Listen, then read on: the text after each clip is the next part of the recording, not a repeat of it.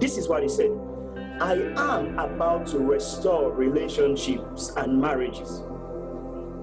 The restoration is not about the current state of relationships and marriages, but about fullness of marriages as it was supposed to be from the beginning. What I am doing now is to open the eyes of my sons and daughters to see the adapt that has always been there for generations. Ish is the male, Isha is the female. So what Yahweh joined together is Ish and Isha, not Adam and Eve. So today in the world, we are looking at the vessel, we are looking at the container. We are looking at Adam and Eve, and we are joining Adam and Eve together when we are supposed to be doing the joining of Genesis chapter 1, Ish and Isha. This is it. Both of them, male Ish and Isha, when they come together, they form an ark. You know? When Adam and Eve come together, they form an ark. If Adam is here and is focused on his Ish identity, and Eve is here focused on her Isha identity, they are like the two cherubim on the Ark of the Covenant. Now, if they are in alignment, the glory comes at the center, and there is a mystery that is seated beneath. There is that counsel of Yahweh, there is that sword, that secret place of Yahweh that is at the center. When the two are aligned, they literally bring heaven down on earth.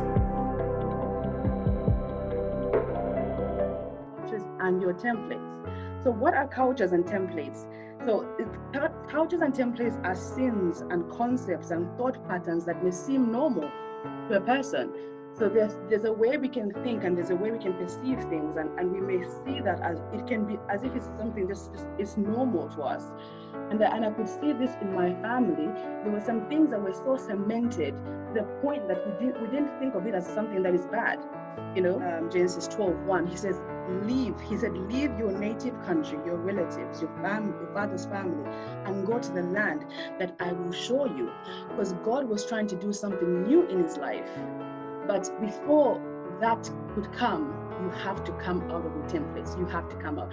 So for me, I had to leave my country. I had to leave my home. I mean, I came over here with my mother, and we had a home here, but I couldn't live in my mother's house. I had to move out of that house, because God cannot do something new when you're still in the old.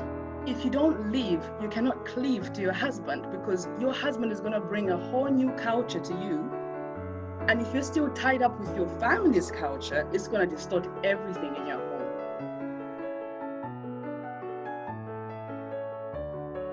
Tools for marriage.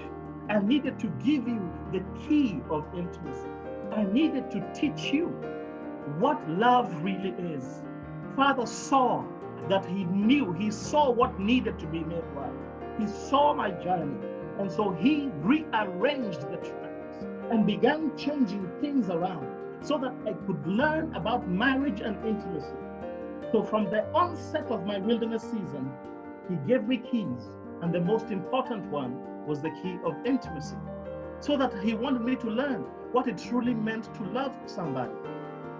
Because intimacy is the only key that can connect the hearts. Only intimacy teaches the other about their partner. Only intimacy brings understanding and the wisdom to be in a relationship. This is the one key that must be established in us. But this key does not come easy.